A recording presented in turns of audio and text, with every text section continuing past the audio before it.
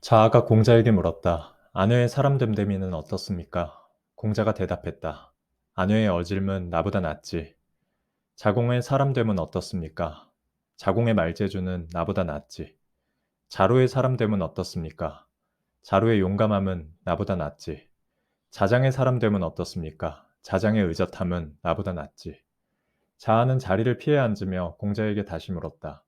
그렇다면 그 네 사람은 무엇 때문에 선생님을 스승으로 모시고 있습니까? 공자가 말했다.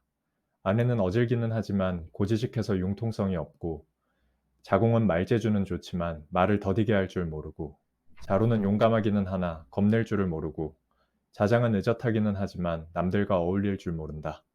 이 네 사람이 가진 것을 다 가져와 나와 바꾸자고 한데도 내가 허락하지 않을 것이다. 이것이 그들이 나를 스승으로 섬기면서도 의심하지 않는 까닭이다. 거인 과부는 해를 땅에다 옮겨 놓으면 세상에 밤이 없어질 것이라고 생각했다. 그는 해를 쫓아 번개같이 달려 천리길을 쫓아갔다. 계곡에 이르러서는 목이 말라 물을 마시고 싶었다. 계곡물을 다 마셨으나 그 물로는 부족했다. 이에 큰 연못의 물을 마시려고 했으나 도착하기도 전에 목이 말라 길에서 죽고 말았다. 오랜 세월이 지나 그의 몸에 기름과 살이 숲을 우거지게 하였는데 너비가 수천 리나 되었다. 양주가 말했다. 태고적 사람들은 인생이란 잠시 와 있는 것임을 알았고 죽음이란 잠시 가는 것임을 알았다. 그러므로 마음을 따라 움직이면서 자연을 어기지 않았고 자기가 좋아하는 것을 즐기어 그것을 버리는 일이 없었다. 그런 까닭에 명예를 위하여 힘쓰지 않았다. 본성을 따라 논일돼 만물이 좋아하는 것을 거스르지 않았으며 죽은 뒤의 명예도 취하지 않았다.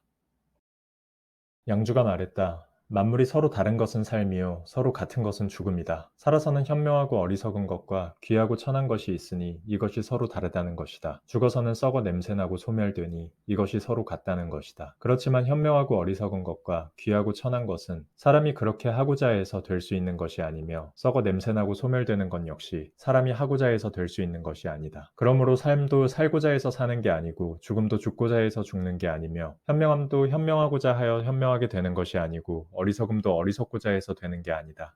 귀함도 귀하고자 하여 되는 것이 아니고 천함도 천하고자 해서 되는 것이 아니다. 그러므로 만물은 똑같이 살고 똑같이 죽으며 똑같이 현명하고 똑같이 어리석으며 똑같이 귀하고 똑같이 천한 것이다. 살아서는 거랑이나 주황이라도 죽으면 썩은 뼈가 된다. 썩은 뼈는 한 가지인데 누가 그 다른 점을 알겠는가? 그러니 현재의 삶을 즐길 뿐 어찌 죽은 뒤를 걱정할 겨를이 있겠는가?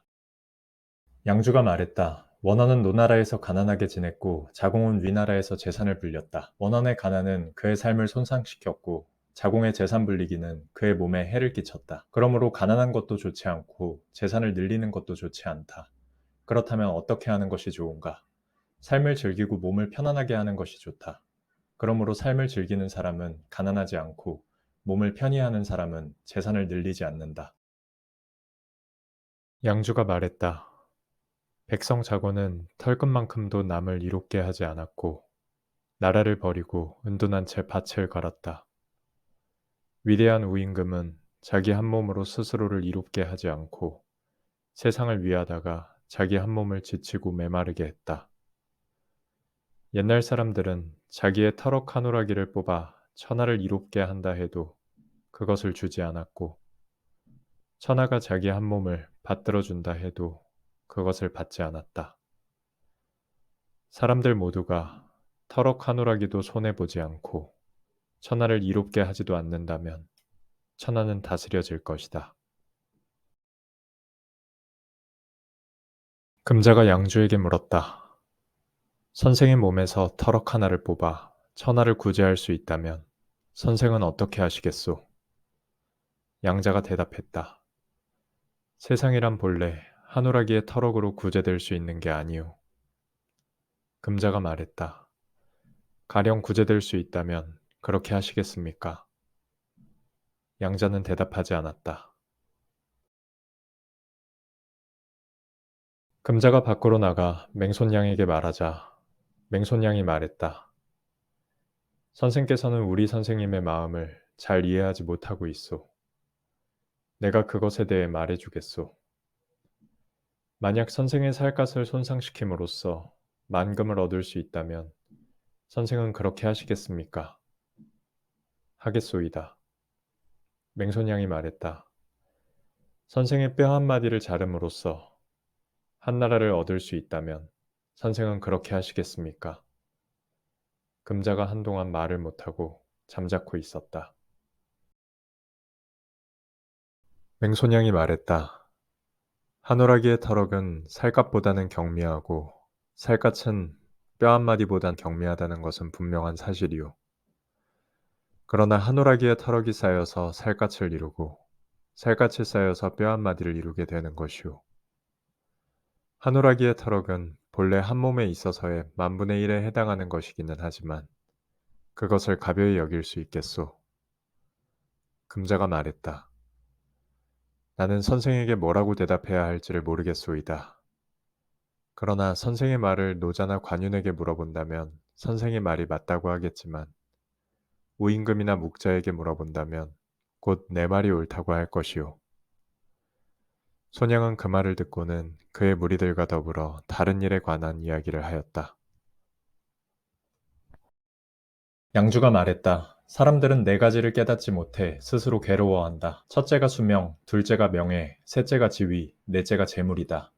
이 넷을 움켜쥐면 귀신이 목숨을 해칠까, 명예를 짓밟힐까, 지위를 잃을까, 재산을 뺏길까 떨게 된다.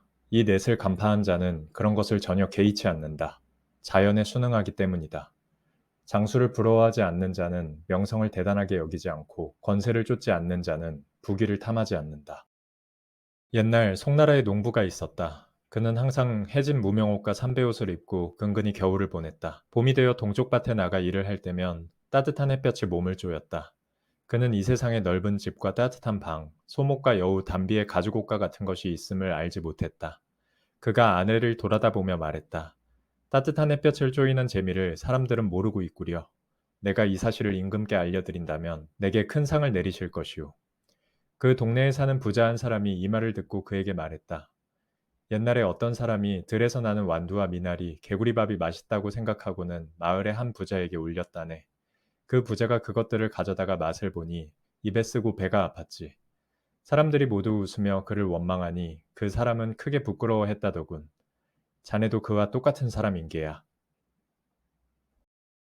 동쪽 나라에 원종목이라는 사람이 있었다. 어디를 가던 중 먹을 것이 떨어져 굶주리고 있을 때였다. 호보의 구라는 도둑이 그를 보고서 병에 죽을 담아다가 그를 먹였다. 원종목이 세 모금을 마시고 나서야 정신이 들어 사람을 알아보았다. 원종목이 말하였다. 선생은 무엇 하시는 분이오? 나는 호보의 구라고 하오. 원종목이 말했다. 아니, 당신은 도둑이 아니오. 어째서 내게 먹을 것을 주었소? 나는 의리에 사는 사람이므로 당신이 준 것을 먹지 않겠소. 그리고 손을 땅에 짚고 먹은 것을 토하려고 하였으나 잘 나오지 않았다. 그는 캑캑거리다가 마침내 엎어져 죽고 말았다. 호보 땅에 사는 사람은 비록 도둑이지만 그의 음식은 도둑이 아니었다. 사람이 도둑이라 하여 그의 음식도 도둑이라 생각하고 먹지 않은 것은 명분과 실질이 무엇인지를 이해 못한 것이다.